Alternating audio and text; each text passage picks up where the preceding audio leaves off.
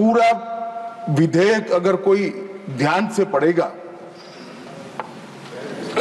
तो हमारी आपदा प्रबंधन के लिए जो लड़ाई, आपदा के खिलाफ लड़ाई है, वो लड़ाई को एक प्रकार से रिएक्टिव अप्रोच से आगे बढ़ाकर न केवल प्रोएक्टिव अप्रोच, इनोवेटिव अप्रोच और पार्टिसिपेशन करने वाले अप्रोच तक पहुंचाने का ये बिल में प्रयास है।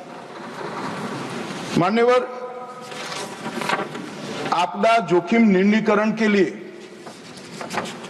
देश के सम्माननीय प्रधानमंत्री जी ने 10 सूत्रीय एजेंडा जो विश्व के सामने रखा है, मैं बाद में आऊंगा, मगर मुझे कहते हुए आनंद है कि विश्व के 40 से ज्यादा देशों ने इसका स्वीकार कर लिया है, इसको अपना। न केवल राज्य सरकार और स्थानीय इकाई की सहभागिता, हम समाज की सहभागिता को भी इसमें अपेक्षित रखा है। राष्ट्रीय स्तर के साथ साथ स्थानीय स्तर पर प्लानिंग की इसके अंदर गुंजाइश रखी है और संस्थाओं की शक्तियों और कर्तव्य दोनों का स्पष्टीकरण किया है। कोई भी आपदा के सामने की लड़ाई जब तक संस्थाओं को एम्पावर न करे नहीं लड़ी जा सकती है, और जब तक संस्थाओं को रिस्पॉन्सिबल ना करे तब भी नहीं लड़ी जा सकती। और ये विधेयक को कोई ध्यान से देखेगा तो दोनों करने का काम हमने इस विधेयक के अंदर किया है।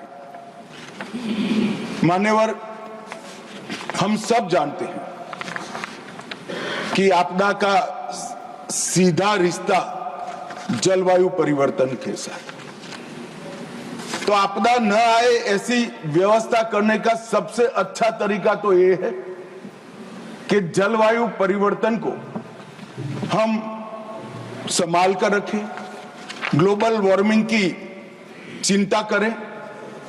और ये आज भारत में जो बात माननीय नरेंद्र भाई कर रहे हैं वो आज की नहीं है, हजारों वर्षों से भारत इस दिशा में आगे बढ़ रहा है।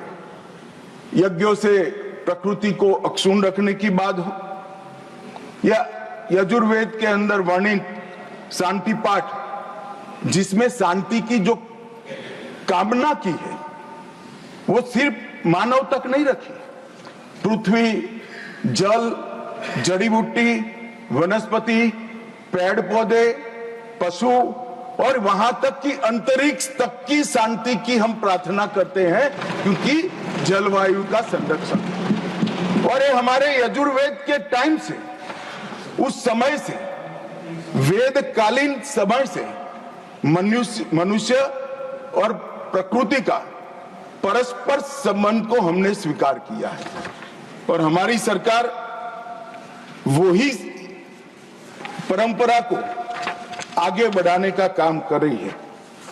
मान्यवर, आपदा प्रबंधन के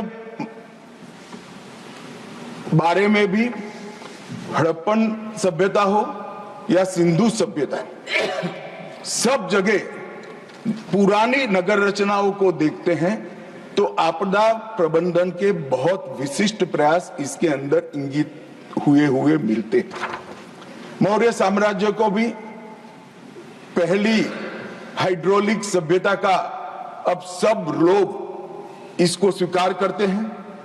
हमारे यहाँ ये विचार नया नहीं है, परंतु जिस तरह से हानि हुई है वो हानि को परिपूर्ति करने के लिए परंपरागत उपायों के साथ साथ, पर्यावरण की देखरेख के साथ साथ हमने आधुनिक उपायों को, विज्ञान को और दुनिया भर की अच्छी प्रैक्टिस को अपनाने का खुला मन रखना चाहिए। ये जो मैं अमेंडमेंट लेकर आया हूं मान्यवर, वो इसी का उदाहरण। 2005 में पहली बार आपदा प्रबंधन अधिनियम आया। इसके तहत एनडीएमए, एसडीएमए और डीडीएमए का गठन किया गया। अब जब मैं एनडीएमए कहता हूं तब नेशनल डिजास्टर मैनेजमेंट अथॉरिटी की बात है, SDMA state disaster management authority की बात है और डिस्ट्रिक्ट डिजास्टर मैनेजमेंट अथॉरिटी का गठन ऑलरेडी हो चुका है। अब ये चिंता व्यक्त की जा रही है कि पावर का केंद्रीकरण होगा। ये पूरे विधेयक को आप ध्यान से पढ़ोगे तो इम्प्लीमेंटेशन की सबसे बड़ी जिम्मेदारी डिस्ट्रिक्ट डिजास्टर मैनेजमेंट को है, जो राज्य सरकार के अधीन है। इसलिए कहीं पर भी फेडरल स्ट्रक्चर को नुकसान करने की संभावना ही नहीं। इसके आर्थिक सहायता के लिए national disaster response fund, national disaster mitigation fund और राज्य और जिला स्तर कोई फंड की रचना भी की है। मान्यवर, जो पक्षपात का बहुत सारे लोगों ने आरोप लगाया, इसका मैं डिटेल में जवाब दूंगा, परंतु अगर पक्षपात होता है तो 2005 में यूपीए की सरकार के बनाए कानून के कारण होता है। मान्यवर, हमने उसमें कोई परिवर्तन नहीं किया है। और मैं फिर से एक बार सारे सदस्यों को कहता हूं कि वित्त आयोग ने एक वैज्ञानिक व्यवस्था की है आपदा सहाय के लिए। इससे एक काणी पाई भी कम एक भी राज्य को नरेंद्र मोदी सरकार ने नहीं दिया, बल्कि हमने ज्यादा दिया है। कुछ सदस्यों ने सवाल उठाया मान्यवर कि क्यों अमेंडमेंट की क्या जरूरत है। मैं उनको बताना चाहता हूं कि समय के साथ जो इमारत की मरम्मत न हो तो इमारत ढह जाती है। नए नए एक्सपेरिमेंट अनुभव होते हैं, नए नए प्रकार की आपदाओं का अनुभव होता है। कुछ छूट गया है, कुछ दुनिया की बेस्ट प्रैक्टिसेस है, और ये सारे चीजों को समाहित कर हम कानून में बदलाव करें तो इसमें क्या आपत्ति है। कानून अगर बदलता नहीं है तो काल बाह्य हो जाता है। और मान्यवर, उनको ये होगा कि शायद हम आएंगे तो बदलेंगे। भाई बहुत देर है, 15-20 साल तक किसी का नंबर नहीं लगने वाला। आप जरा भी चिंता मत करिए, जो कुछ करना है हमें ही करना है लंबे समय। मान्यवर, कोविड-19 जैसी वैश्विक आपदा, बढ़ता हुआ शहरीकरण, अनियमित होती बारिश की आपदाएं और जलवायु परिवर्तन के कारण आपदाओं का साइज और स्केल दोनों बदला है। अब अगर साइज और स्केल बदला है तो इसके निपटने के तरीके भी हमने बदलने पड़ेंगे, इसको निपटने की व्यवस्थाएं भी बदलनी पड़ेगी और इसको निपटने के लिए संस्था को हमने जवाबदेह भी बनाना पड़ेगा और शक्तियां भी देनी पड़ेगी। केवल इतने उद्देश्य मात्र से ही इसके प्रभावशाली और समग्र समाधान के लिए ही ये बिल लेकर मैं आज सदन के सामने मान्यवर उपस्थित हुआ हूं। मान्यवर, स्टेक होल्डर्स को हमने पहले से ही अप्रोच किया है। केंद्र सरकार के सभी मंत्रालय, सभी राज्य सरकार और यूटी, अंतर्राष्ट्रीय संगठनों के भी सुझाव लिए हैं और राष्ट्रीय और अंतर्राष्ट्रीय गैर सरकारी संगठनों के भी सुझाव लिए हैं।